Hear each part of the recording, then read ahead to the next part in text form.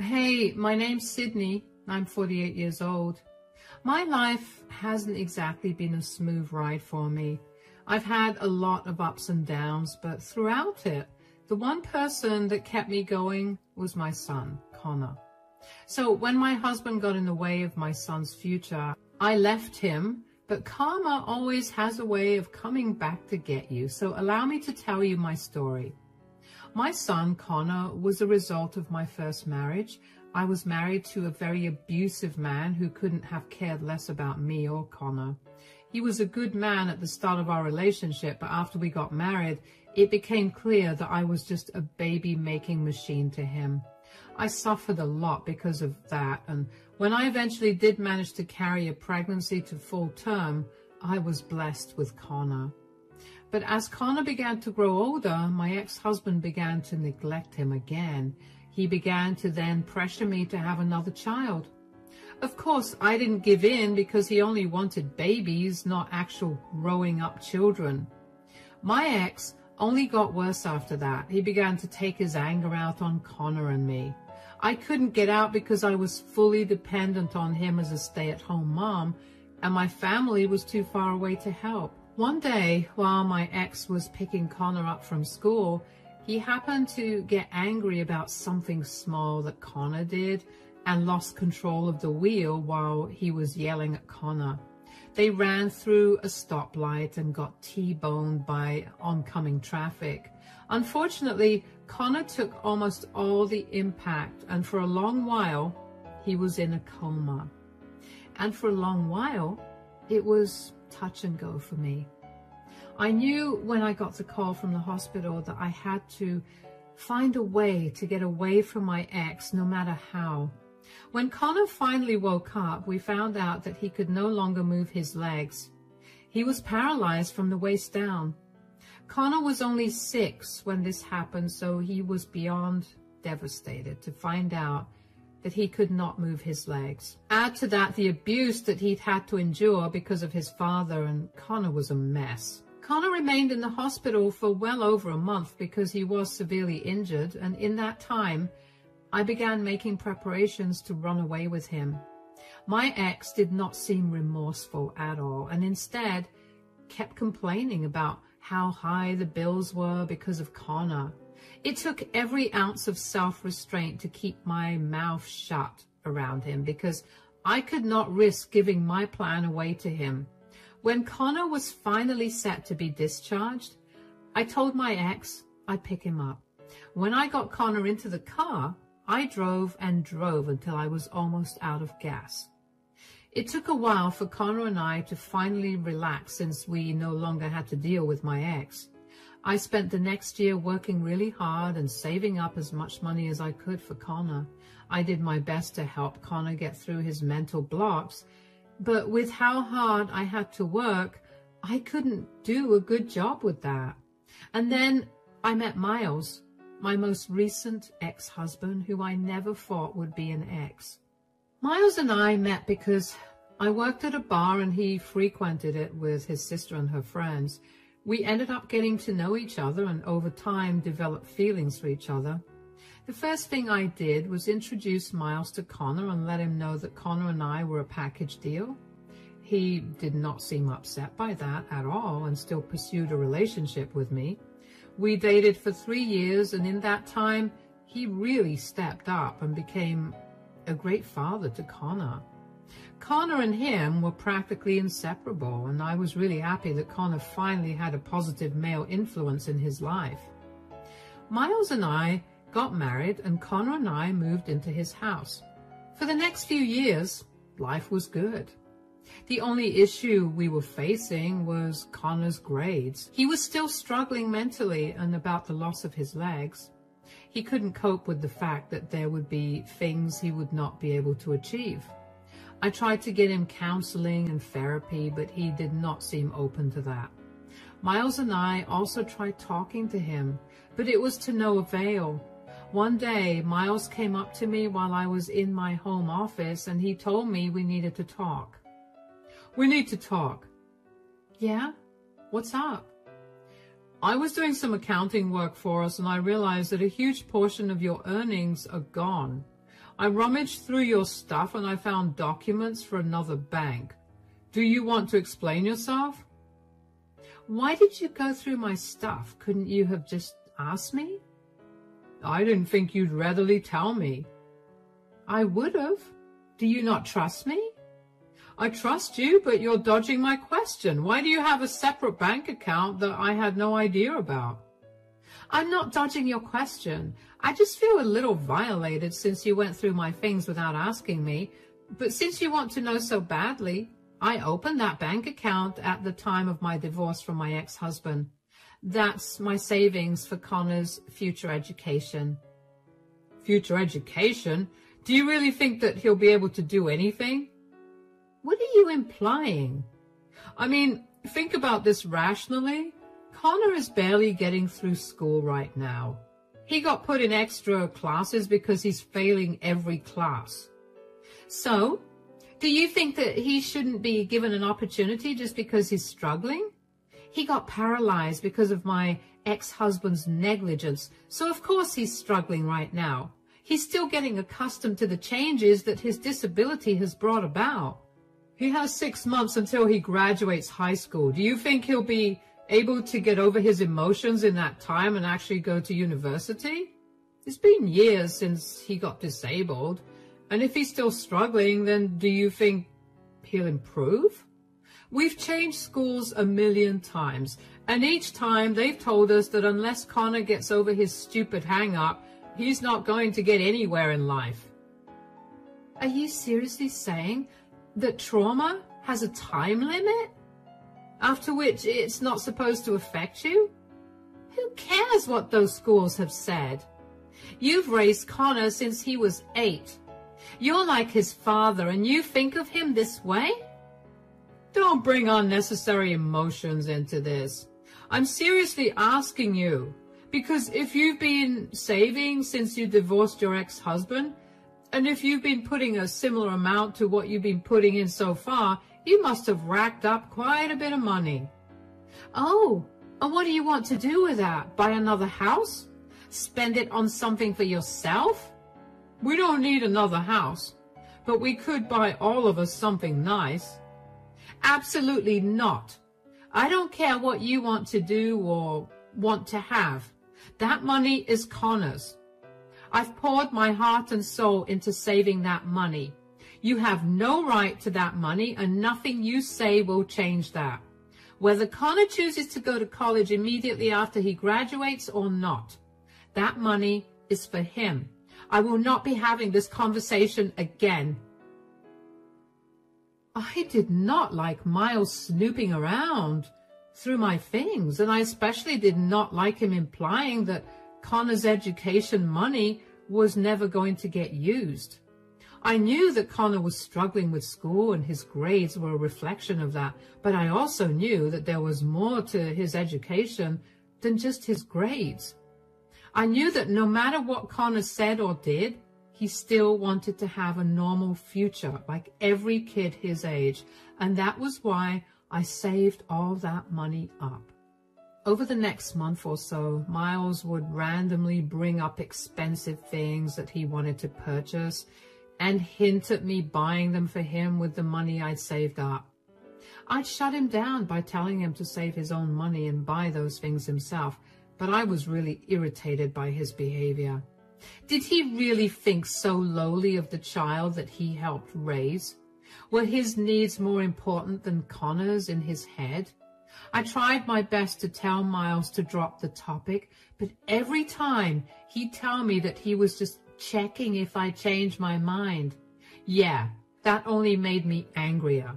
Miles would suggestively ask me to buy him things almost every day, but one day he didn't mention buying anything at all, even though it was a relief to not have to deal with his requests. I couldn't help but feel like something was off. So I cautiously asked him what was going on with him.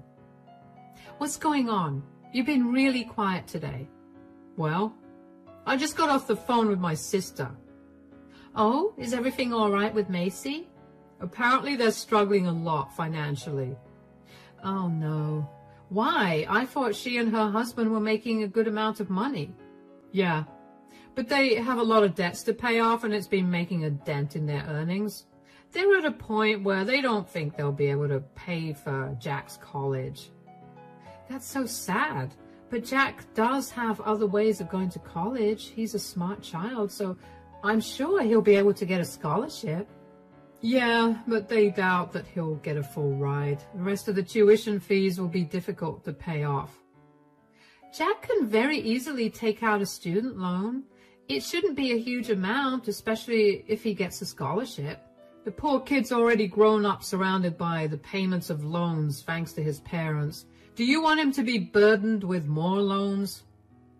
Why are you getting all riled up? What do you expect me to do here? I want to be able to help them out. They were a huge help to me, and it's not nice to see my sister struggling like this. I get that feeling more than anything, darling, but we're also barely getting by. There's no way for us to help them out. We could help Jack out. You have savings to give him from. Savings? I don't. Are you talking about Connor's college fund? Yeah. I told you this before. That money is Connor's only. That's not going to anybody else. Come on, we could split it and Connor could take out a loan for the rest. You're okay with Jack not having any loans on his head and Connor having to deal with them? Jack is an able-bodied person who can easily work wherever he wants to pay off his student loans. Connor can't. Which is why I've been so meticulous with saving up for him. We can help Connor pay off his loans. Then why don't you help Jack pay off his loans? Why does my son have to suffer when I've done everything in my power to make sure that he has a secure future? Come on. You know how my sister helped me out while I was severely depressed. She's the reason I met you. I fully appreciate everything your sister did for you, but I can't sacrifice my son's future. I really do not want to have this conversation with you again. Drop it. I couldn't understand why Miles kept talking about the money I'd saved up for Connor's education. And why was he so keen to help his sister out over the child that he helped raise? I know that he was severely depressed before we met, and the only time he ever went out was when his sister would physically drag him out of the house to go drinking with her and her friends. Yeah, I was grateful that I got to meet Miles because of her efforts, but I could never give away the money I worked so hard for to secure Connor's future. We were, at best, a lower middle-class family. We made just enough to get through each month and also have some savings. Giving away even a fourth of the money that I'd saved up for Connor would be very difficult to replace. Miles knew that, and he still insisted on helping his nephew, Jack. From what I'd seen, Jack was a great child, and he was also incredibly smart. The way his parents spent money was ultimately going to cost him, and that was something his parents should have realized. If I had the money, I would have helped, but I barely had enough for Connor. And when Connor found out that I had saved a lot of money for his education, he cried with joy and immediately began looking into his future. There was no way that I was going to kill that joy of his. After that conversation, things between Miles and I were a little awkward for a few days, and then we went right back to being like how we always were. I was glad that Miles didn't bring that topic up again. Until one day, I got notified that all the money from my savings account had been transferred into another account. I barely had time to register whose account it was transferred to before I was frantically calling my bank. Just as I was waiting for customer service on the phone, Miles walked in. What's going on? Why are you panicking? I just got alerted that all the money out of Connor's account got transferred. I'm trying to get in contact with the bank and figure out what's going on. Oh yeah, there's no need to do that. What? What do you mean? I was the one who transferred all your money. What? Why would you do that? How did you even get access to it? Give it back to me right now. No, I already gave the money to my sister. She needs it way more. What is wrong with you? That money was mine. You have to ask her to give it back to me. Well, today was the last day to make the payment for Jack's university. She made the payment as soon as she got the money. None of us have that kind of money to give you back. I specifically told you that money was not for anyone but Connor. How dare you? What am I going to do about Connor's education now? How stupid of you to think a useless person like him deserves to go to college. Excuse me? You've been so irrational and blind to everything that you didn't even notice how stupid your son truly is. He's pathetic and definitely doesn't deserve that money. Jack, on the other hand, has so much potential. He's been among the top students of his school for all 4 years, and he'll go much ahead in life. Connor will continue to remain a burden to us, whether he gets a college education or not, so the money was useless to him. How could you possibly say such hurtful things about the boy you helped raise? I'm not trying to be hurtful. I'm simply stating the truth. I will gladly support Connor for the rest of my life. I just saw a future education for him as useless, as he will be. You're a disgusting man. I can't believe I ever let you in Connor and my life. I want nothing to do with you anymore. You're overreacting, Sydney. Calm down. Calm down? Overreacting? You've not only thrown all my years of hard work down the drain, but you've also ruined Connor's future. Do you really feel no remorse? Not at all. I love Connor, but I'm also a realist at heart. Here's a taste of reality for you. I'm divorcing you. I don't want you in our lives anymore. Do not even bother contacting me or Connor again. You'll come to your senses eventually, and then you'll come crying back to me. I'd rather die than come crying back to a heartless monster. I can't even begin to describe to you the kind of anger I was feeling at that moment. Miles had raised Connor himself, and yet he threw away his entire future like that. Not to mention, he saw how hard I worked to save up that money. I was not a fan of him asking me to give the money away to his nephew, but I was glad that he at least asked me before he did something. I don't know why I was stupid enough to let my guard down. I should have considered that a warning sign. Then again, I never thought that Miles was capable of doing something so horrible. Aside from how betrayed I felt because of Miles, the only other thing I felt was guilt and shame. I didn't know how to tell Connor that the future we'd been planning for him for so long was not going to be a reality. Even if it was, he'd have to work very hard to get it. Connor was confused about what was happening, because when I went to pick him up from school, I started driving in the opposite direction of our house. He asked me what was going on, and in the briefest way possible, I told him that Miles and I were getting a divorce. Connor was taken aback, but remained silent until I got to my mom's place, which was a good 4 hours away from where we lived. When I finally calmed down enough, I sat Connor down and explained what had happened. He was devastated that he would not be able to go to his dream college without having to take a huge loan out, and even angrier that Miles had done that to us. It took a while for us to get back on our feet, but luckily, Connor only had to go to school for his finals. He had enough attendance for him to skip the last 2 weeks of school, and I talked to his principal to make sure it was okay as well. After that, Connor began applying to various colleges. He worked hard and managed to get good enough grades that he would definitely be able to secure a scholarship, which he did. He didn't have to take out a huge loan, but the loan he took out ended up being a feasible amount to pay off in the next 4 to 6 years. After Miles left us, it was like a switch flipped in Connor. He asked me if my offer to take him to therapy was still on the table, and of course, I said it was. Starting therapy was like a miracle for Connor. He went from being pessimistic and dull about everything to being one of the happiest people I know. It was amazing to see my son look so full of life. Connor even opened up to me a lot about what he'd been struggling with at school, and I apologized a lot for not being there for him enough. Connor worked really hard in college, the most I'd ever seen him work, if I'm being honest. Aside from working, he also made a good amount of friends. One of these friends was the son of a business mogul in the town we used to live in with Miles.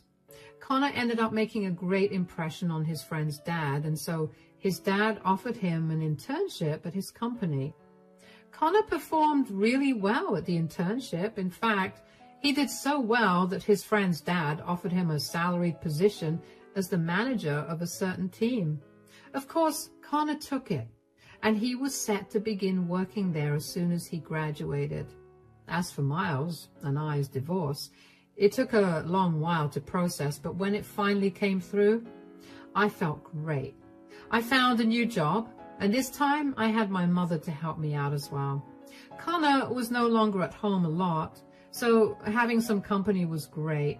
I hadn't had any contact with Miles throughout Connor's years at college, which was about 4 years, and I was beyond glad about that. But one day, while I was out for coffee, I felt someone tap my shoulder. I turned around and saw Miles. "Sydney, can we talk?" "What in the world? How did you find me? Have you been following me?" "No, I happened to be in town for business and yeah, I did my best to find where you were. I happened to see you at this cafe, so I figured I could come and talk to you." "I don't want to talk to you. Bye." "No, wait, please. Could we have one conversation? I'll buy you coffee." "I don't know what it is you want, but I'm not giving you anything." "I don't want anything. I just want to have a quick chat, please." "Fine, make it quick. I have to go home and cook dinner." "Yes, of course. Here, let's sit down." "Why are you being so nice to me right now?" "It's been a long time since we saw each other. It would be rude of me to not be nice." "Yet, when we were together, you happily gave away Connor's future." "About that, I'm so sorry that I did that." "Your apologies mean nothing to me, Miles. What do you want to talk about?" "Nothing in particular. I just wanted to ask you how you were doing."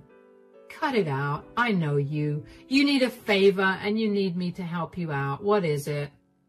"I just wanted to apologize for everything I said and did all those years ago. I know I hurt you and Connor deeply. I shouldn't have gone behind your back and given away the money you worked so hard for. And more importantly, I shouldn't have misjudged and talked down to Connor. I should have been more empathetic and understanding of what he was going through, but it looks like he's been doing good now. I'm so sorry I underestimated our son." "Our son? He's not your son at all. He's only mine. You did nothing but make things worse for him. If you were truly his father, you would never have constantly told me how incapable Connor was. You have no idea how deeply those words affected him.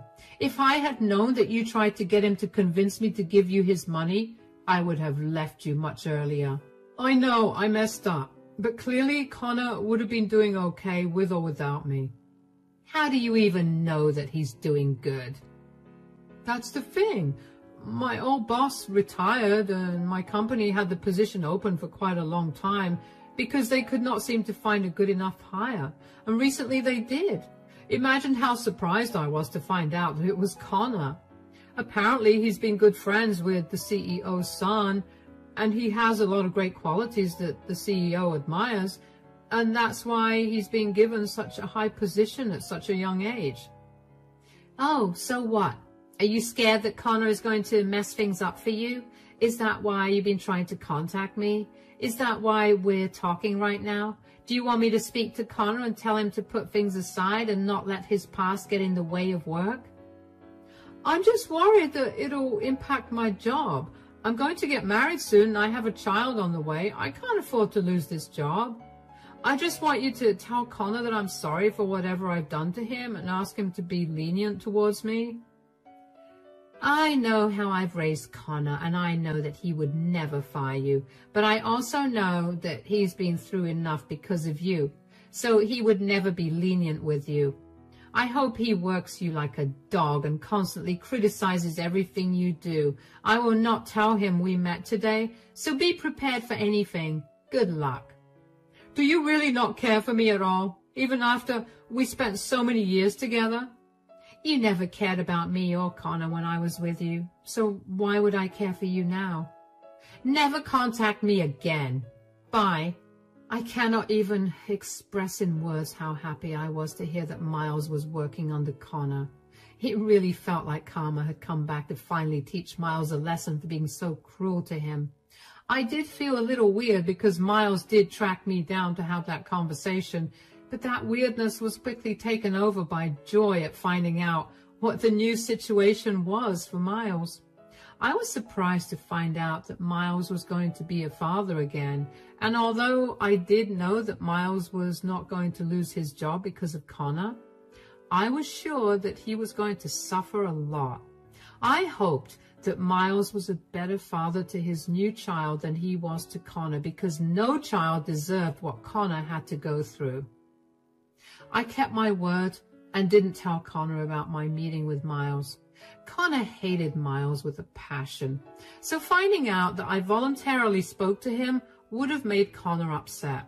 Anyway, when Connor found out that Miles would be working under him, the first thing he did was call me to inform me about the new situation.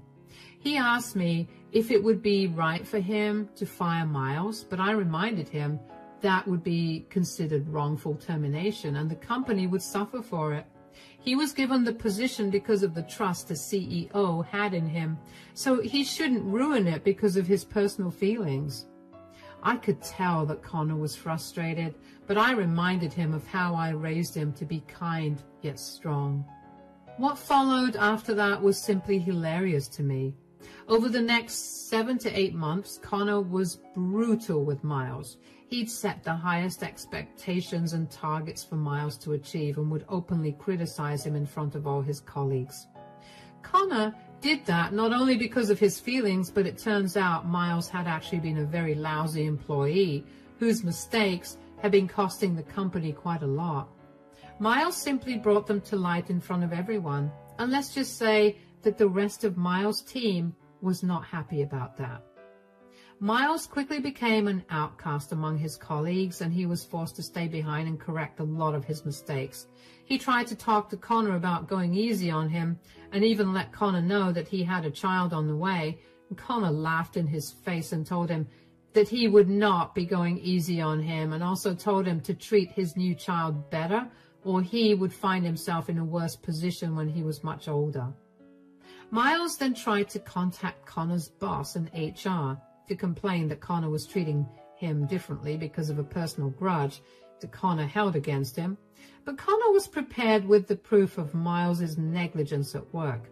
He told HR and his boss that he was only treating Miles differently because Miles didn't seem to respond to any other way of doing things. When the company reviewed Miles' work, they were appalled and told Miles that the only reason they'd let him stay was because they were seeing improvement in his work, thanks to Connor. They told him that he was free to leave if he wanted to, but knowing his predicament, Connor and I knew that he couldn't leave the job. So he is still suffering under Connor, and that makes me unbearably happy. Connor and I are doing great now. We feel like this new development is a great closure for both of us. It took us a long while to adjust to Miles's absence and his neglect, but now that we've managed to move past that, we're both in a happier place. For those of you wondering about what happened to my ex-sister-in-law's child, Jack, who got all of Connor's money, he ended up dropping out of college halfway through and running away with his girlfriend, who he got pregnant. He's barely making a living right now, and he has no contact with his family.